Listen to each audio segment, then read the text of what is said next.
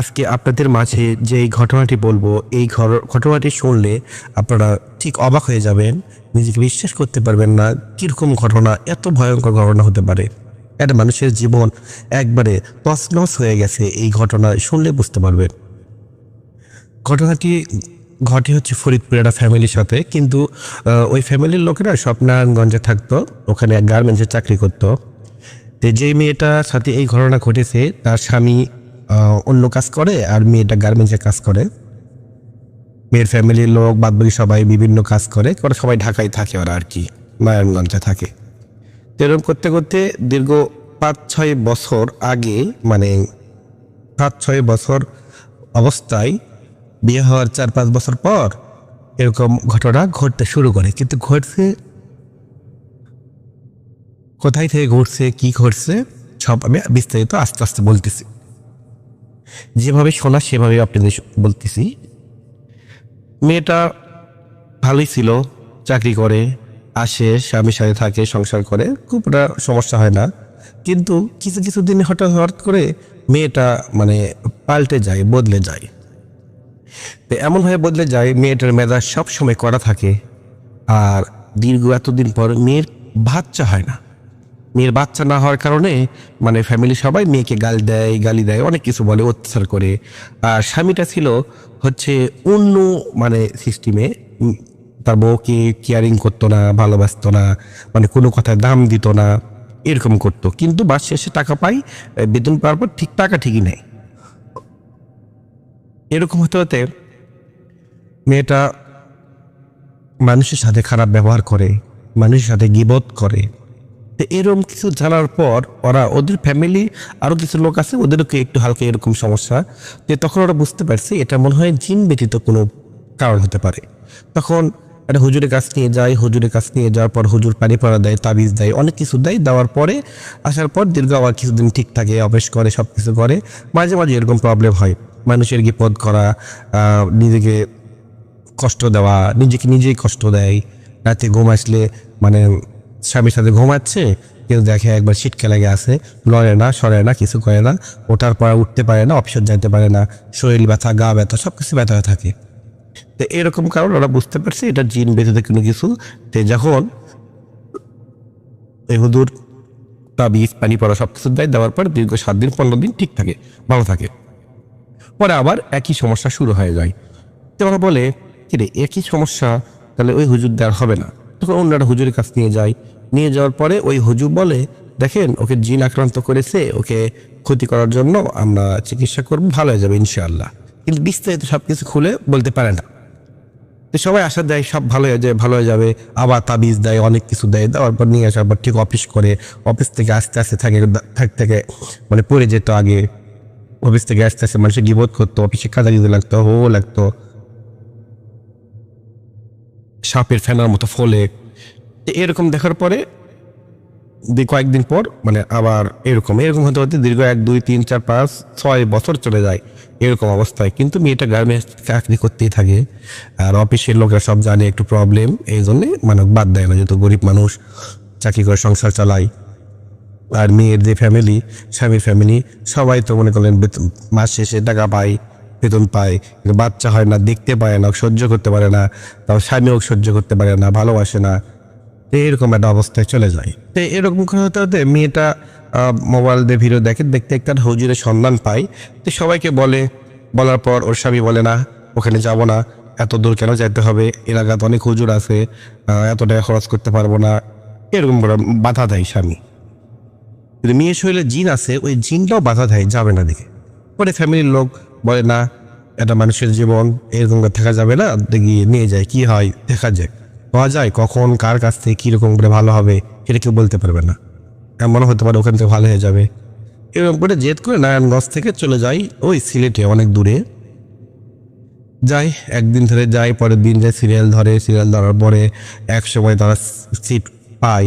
Seat পাওয়ার পর ওই হুজুরকে সব কিছু মানে খুলে বলার আগেই বলে, এ বৃত্তান্ত হুজুর। তখন হুজুর ওই মেয়েকে মাঝখানে বসায় আর সাইড থাকবে ওর ফ্যামিলির লোক বসে।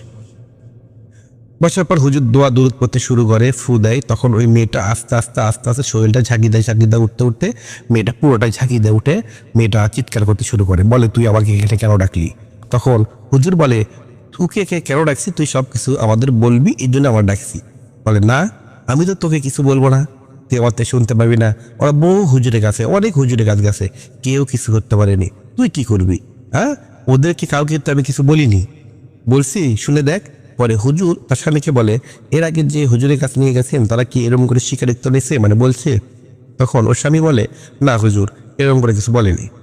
তখন জিন বলে, দেখছিস আমি কাউকে কিছু বলি না, কাউকে কিছু বলিনি, তোকে বলবো না। তখন হুজুর বলে, ঠিক আছে দেখা যাক তুমি বলো কি বলো না। তখন হুজুর বসে দোয়া দরুদ পড়তে শুরু করে। পরে এক পর্যায়ে কয় তোদের আটকাবো, তাই হুজুরটা মানে বান মেরে দেয়, আটকা দেয় ওই জিনকে। দিন দেওয়ার পরে হুজুর বলে, বল তোদের নাম কি, তোরা কয়জন, কোথায় থেকে যাচ্ছিস, কি অবস্থা? তখন জিনটা বলতে রাজি হয় না, শুধু হাসে।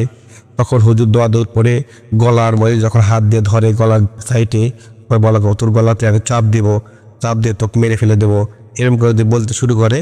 তখন ওই জিনটা কোনো কিছু উদ্দেশ্য না পেয়ে চিৎকার করতে শুরু করে, বলে আমাকে আর চাপ দিস না, আমাকে চাপ দিস না, আমি মরে যাব, আমাকে এইভাবে আর মারিস না, এরকম করে বলতে শুরু করে। তখন হুজুর বলে, সব কিছু ঠিকভাবে তুই স্বীকার করবি, সব কিছু বলবি, তোকে আমরা কিছু করবো না। তখন জিন এক পর্যায়ে বলে, তুই যা যা বলবি আমি তাই করবো, তাই শুনবো, আমাকে আর চাপ দিস না, আমি সহ্য করতে পারতেছি না, আমি মরে যাচ্ছি, আমার নিঃশ্বাস নিতে সমস্যা হচ্ছে। তখন হুজুর বলে, বল তোরা কয়জন? তখন জিন বলে, আমরা 3 জন। বলে, তোরা ছেলেরা মেয়ে? তখন জিন বলে, আমরা 3 জনে ছেলে। তখন বলে, তোরা হিন্দু না মুসলমান? তখন জিন বলে, আমরা হচ্ছে মুসলিম। তখন হুজুর বলে, তাহলে তুই একে কোথায় থেকে না লাগছিস, তোদের কে লাগাইছে, নাকি তোরা ইচ্ছা করে লাগিয়ে রাখছিস? তখন জিন বলে, আমরা ইচ্ছা করে লাগছি। তখন হুজুর বলে, মেয়ের অপরাধ কি সেটা বল। তখন জিন বলে, ওই মেয়ের অপরাধ, মেয়ের পেটে বাচ্চা ছিল, সেই বাচ্চা নষ্ট করছে, নষ্ট করার পর থেকে আমরা এমনি সাথে লাগছি। যখন নষ্ট করার পর ওই বাচ্চাকে ফেলে দিয়েছে, তখন ওই জিনটা বলল, আমরা ওখানে থাকি, ওখান থেকে আমরা লাগছি, আর ওই মেয়ের সাথে কি কষ্ট দিছি হুজুর বলে। তখন ওই জিন বলে, ওই মেয়েকে আমরা মারধর করি, ভালোবাসি, সহবাস করি, বাচ্চা হতে দিই না, বাচ্চা আমরা নষ্ট করি, নাউজুবিল্লাহ। তখন হুজুর এসব শোনার পর রেগে যাওয়ার পর বলে, তোকে আজকে এখানে শেষ করে দেব, আর বাঁচতে দেবো না, বাঁচার কোনো অধিকার নেই। তখন জিন বলে, আমাদের কি অপরাধ, ওর ফ্যামিলির লোক সবাই মিলে বাচ্চা নষ্ট করছে, তারপর থেকে আমরা লাগছি, আর ওর স্বামী ওকে ভালোবাসে না, স্বামী ওকে যত্ন করে না, এই জন্য আমরা বাধ্য হয়ে লাগছি, আর আমরা খুব ভালোবাসি, খুব মায়া করি, কি বিয়ে করব। তখন হুজুর বলে, ওর স্বামী আছে, তোরা কেন? তখন বলে, ওর স্বামী ওকে ভালোবাসে না, এর জন্য আমরা ওকে ভালোবাসি, আমরা ওকে বিয়ে করবো, সমস্যা কি, এই জন্য ওর সাথে আমরা সহবাস করি। ওই যে বলছিলাম হাত পা শীতকাল হয়ে যেত, শরীর ব্যথা হয়ে যেত, জিনেরা যখন সহবাস করে তারপরে এরকম অবস্থা হতো মেয়েটার শরীরে। তে বলে, ওই মেয়েকে অনেক অত্যাচার করে, সবাই কথা শোনায়, কিন্তু বাইরে থেকে বের করে দেয় না। এই জন্য দেয় না, ওরা হচ্ছে সোনার হরিণ, প্রতি মাসে মাসে টাকা দেয় সোনার হাঁসের মতো, এই জন্য ওকে বাইরে দেয় না। তখন হুজুর বলে, কি করে? বলে, গার্মেন্টসের চাকরি করে, এই জন্য প্রতি মাসে বেতন পায়, সেই বেতন আমরা সবাই নেয়। আর মেয়েটাকে ভালোবাসে না, যত্ন করে না, অনেক অপমান করে, অত্যাচার করে। তখন হুজুর বলে, তোরা তো বহু অপরাধ করছিস, তোকে 3 লাখ এখন মেরে ফেলে দেবো। তখন ওই জিন বলে, আমাকে 3 লাখে মেরে ফেলে দিলে তাহলে আমার যে সঙ্গী আছে, সঙ্গী ওই মেয়েকে মেরে ফেলে দেবে, আমরাও মরবো, কিন্তু ওই রুগীকে মেরে ফেলে দেবো। তখন হুজুর বলে, বাইরে কয়জন আছে? বলে, আছে, বলবো না, দূরে আছে। তখন হুজুর বলে, দাঁড়া, সবাইকে নিয়ে আসবো। তখন হুজুর দোয়া দরুদ পড়ে ওই বাদবাকি জিনকে শরীরে নিয়ে আসার পর বন্দি করে দেয়। তখন ওই জিনকে বলে, দেখ ওখানে বন্দি হয়ে গেছে, কয়জন আছে এখন সেটা বল। তখন ওই জিন বলে, আমরা আছি এখন 7 জন, 3 জন আর 4 জন, এই 7 জন মোটে। বলে, ওদেরকে কেন নিয়ে আসলেন? বলে, ওরা থাকলে ওদের ক্ষতি করবে। বলতেছে, ওই 4 জন বাড়ির অন্য লোকদের সাথে থাকে, আর আমরা 3 জন এই মেয়ের সাথে থাকি। তখন বলে, তোরা কি ক্ষতি করছিস এই মেয়ের? তখন বলে, ক্ষতি তো করতেই আসি, 6 বছর ধরে আসি, ক্ষতি না করে থাকবো? ক্ষতি করার পরে আসি, ওকে তো আস্তে আস্তে শেষ করে দেবো, ভালোবাসি, বিয়ে করবো, সহবাস করি, সব কিছুই করি। তখন হুজুর বলে, তাহলে তারা তোদেরকে একটা শাস্তি দিই। সবার গলায় তখন চাপ দেয়, দোয়া দরুদ পড়ে যখন চাপ দেয় তখন ওরা আধা ঘন্টার মধ্যে চিৎকার করে মাটিতে লুটিয়ে পড়ে ওই রুগীটা। তখন সবাই ধরে তোলে। তখন জিন বলে, আমাকে আর দিস না, তুই যেটা বলবি সেটাই শুনবো, বিশ্বাস করে এখান থেকে চলে যাবো, আর কখনো আসবো না। তখন হুজুর চাপ ছেড়ে দেয় আর বলে, তোদেরকে আমরা মুক্তি করবো না, তোদেরকে আমরা এখানে শেষ করে দেবো, কেন মুক্তি করে তোরা আবার আসবি? বলে, না না, আমি আর আসবো না। তখন বলে, না, তোর কোনো মাপ নেই। তখন দোয়া দরুদ পড়ে জিন জিন জিনগুলোকে পবিত্র কোরআনের মাধ্যমে শেষ করে দেয়, মেরে ফেলে দেওয়ার পর ওই মেয়ে উঠে বসার পর সবাই চিনতে পারে। তখন ওই মেয়েটার স্বামীকে বলে, দেখেন এই মেয়েকে বহু কষ্ট করছে, একে আর কষ্ট দেবেন না, ভালোবাসা দিয়ে রাখবেন। তো ফ্যামিলির লোক সব বুঝতে পারে, তারপর ঠিক হয়ে যায়, ভালোবাসতে শুরু করে, সবাই ভালো ব্যবহার করে। আস্তে আস্তে পুরো ফ্যামিলির সবাই ভালো হয়ে যায় আর ভালোভাবে জীবন সংসার করে।